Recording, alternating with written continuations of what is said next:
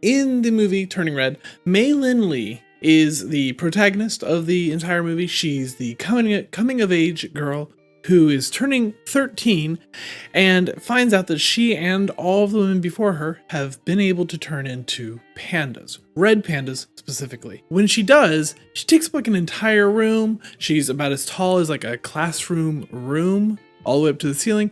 She's lovable and huge, but when we see all of her family also turn into their red pandas, we notice that she is the smallest among them. Now, some could argue that this is due to her age. The fact that she is the youngest female to be turning into a red panda could indicate that she is the smallest. I've also heard the argument that the size of your panda is correlating more closely to the amount of emotion that you are feeling at the time of the transformation. I don't think this is true, but I do have a theory as to why her mom has to be the largest red panda that has ever transformed in that family. We do see that Mei Lin's dad mentions, after Mei Lin finally sees her mom's transformation, that she's always been a big panda. She's huge! I told you she was big! That big? And I think that this very closely ties to the fact that while it could be the strength of the emotion you're feeling at the time that may or may not lend to whether or not you turn into a panda, I don't think it does, because this indicates that Mei Lin's mom, Ming, has always been a really big panda when she transforms. So then it begs the question, how did Grandmother Wu keep Ming hidden from everybody else? Like, why didn't her first transformation cause her to be on the news? Why didn't she end up being talked about and having journals written about her? And, you know, at this point it's 2002, so like there's the internet. How did Mei Lin Lee not hear about the fact that her family can turn into red pandas? I will also say that if Mei Lin Lee decides to have kids, her kids, if there are any females, will definitely have no problem finding out that there's the ability to turn into red pandas, especially since Mei Lin Lee seems to be adopting it more into her life. But that's for another video. How in the world did Mei Lin Lee not find out that she would be able to turn into a red panda? And how does not everybody talk about the fact that Ming is the largest freaking panda ever? Hello everybody, welcome to the channel. My name is Joshua Quinn, and on this channel we talk about different Disney theories that just pop in my head when I'm watching Disney Plus.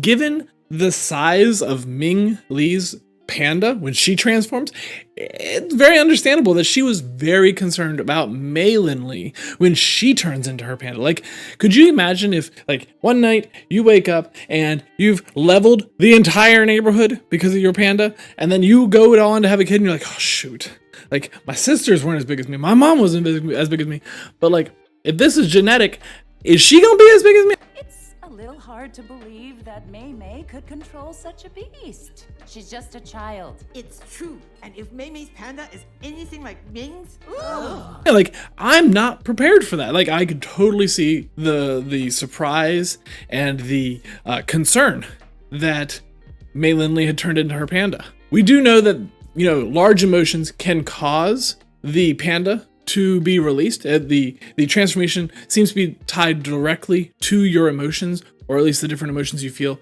at a specific time. It doesn't always have to be anger, it doesn't always have to be, you know, happiness and joy. We do see the test that they have for the panda test. It covers a large range of emotions, including, I don't know what you're supposed to feel when you see a box of kittens. I guess joy is the answer, but as somebody who lives with somebody who is allergic to cats, I can't imagine that joy would be the first thing on my wife's mind. Instead, I think that your panda's size is actually set more to when your first transformation happens. I think that even if emotion does play a role into how big your panda is, I think that first panda transformation determines how big your panda becomes. And so I think Ming Lee's first panda transformation was skyscraper tall, was huge. And I think that presents a lot of issues. For example, the Toronto Sky Dome that she goes and rips the roof off of to find her daughter at the Four Town concert, that is a real building up in Toronto. And the height of that dome is 282 feet tall. Ming Lee had to tear it open and look in to find Mei Lin. I imagine that puts her well over the 300-foot threshold for height as a red panda, which, by the way, are not very big creatures at all. They get up to like 2 feet tall. The other thing that's really concerning is when Mei Lin travels back into the spiritual realm to help her mother with releasing her panda or separating from her panda again. Her mom explains that she attacked her grandmother. We see the grandmother has the scar on her eye, and we get told that it was Ming who attacked Grandmother Wu, and that's got to be terrifying. We do see Mei Lin attack Tyler at the birthday party, especially after he insults her, and it's obvious that the emotions can cause the panda to go out of control. But could you imagine? It doesn't matter if you're in your panda transformation, which at this point Grandmother Wu would not have been. Grandmother Wu would have already locked away her panda, so she would have been a normal human. This is a human going up against a skyscraper of a panda, and all she's walking away with is a scar over her eye. Like, that's impressive that you came away with only that, because that fight, that's terrifying right there. But I also imagine that attacking your grandmother when you're a 300-foot tall panda would draw some attention from at least your neighbors. And so that leads to the question of how in the world did Ming manage to outrun or outlive the story of Pandapocalypse? Not to steal from the name of the 2002 Pandapocalypse, but like, how did she outrun that?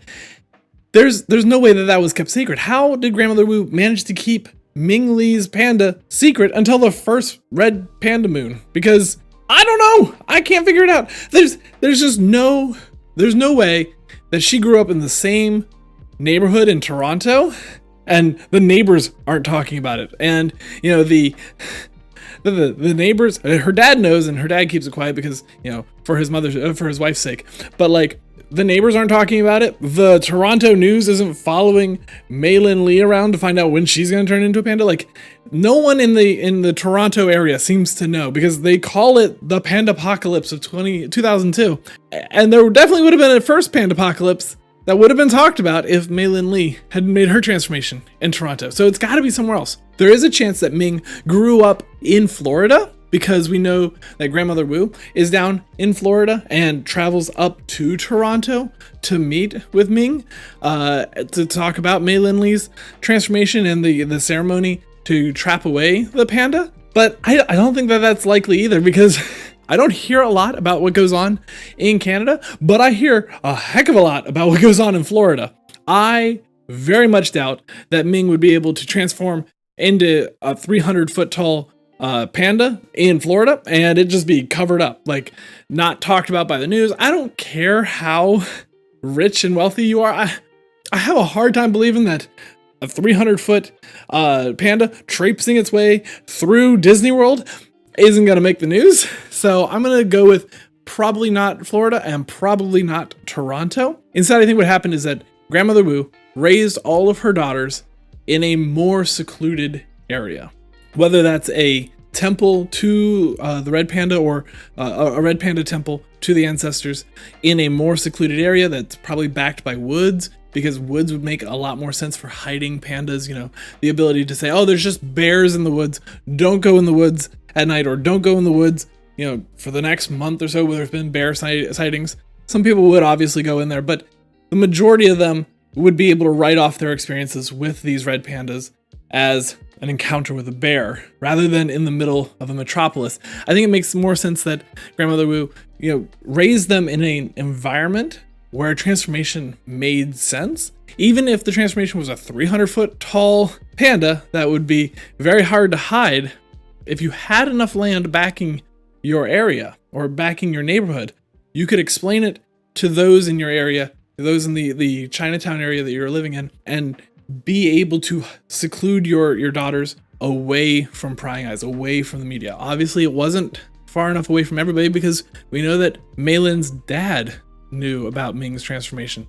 But the only way that it makes sense that the rest of the world didn't know about Ming's transformation, or at least the rest of the foreseeable world is that they were in a secluded enough area. I don't know if that has to be Canada or it has to be America, but I do think it has to be secluded enough to keep away from prying eyes. And I think that's the only way that makes sense for Ming to have grown up with this panda. But what do you guys think? Do you think that Ming grew up in a more populated area like Toronto or Florida? Or do you think that there is some validity to the fact that she probably grew up in a more secluded area? Let me know what you think down below. If you enjoyed this video and want to see more, be sure to subscribe. I do Disney videos every week. If you want to see more like this, I put a playlist together of all of my Encanto videos. Go ahead and check those out, and I will see you all next week. Take care, everybody.